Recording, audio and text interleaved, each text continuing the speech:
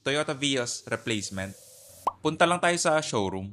Dito sa Toyota San Fernando. 2026 Toyota Active G variant. Yung price, 1,069,000 pesos. Aggressive look yung front fascia na maganda naman. LED yung headlamps. Kung hindi ako nagkakamali, hindi to DRL, park light siya. Wala nga lang fog light, pero may functional air vent naman. May front camera for 360 view. Body color yung side mirror cover. May camera for panoramic view. Equipped din to ng blind spot monitor.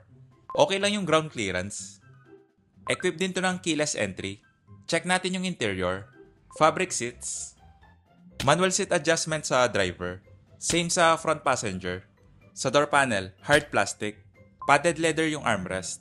Power window switch, pero driver window lang yung automatic. Leather wrap steering wheel. Naka-electric power steering to, kaya expect nyo na magaan. Tilt and telescopic adjust yung steering column. Equipped din to ng paddle shifters. Dagdag forma at sporty vibe. Digital na yung instrument cluster. Push start ignition. Pagdating sa visibility, okay naman. Hindi sobrang baba yung ride height.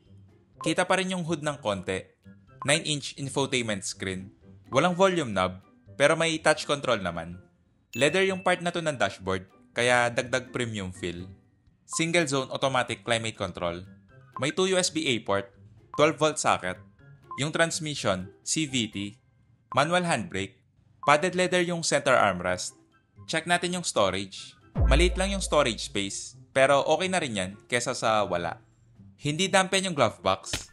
May cup holder sa baba ng AC vent.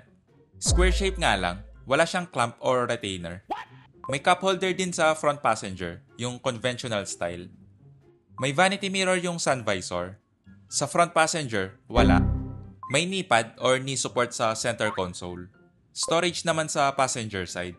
Iset ko lang yung driver seat sa driving position ko. Check natin yung back seat. For reference lang, 5'7" yung height ko. Fabric seats. Sa door panel, hard plastic. Padded leather naman yung armrest.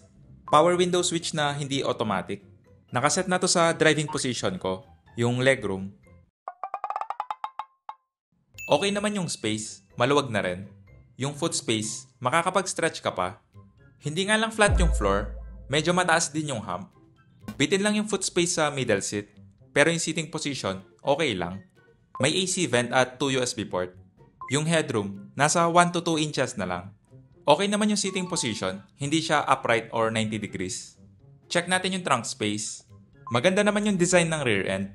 Simple lang na modern tignan. LED yung taillight.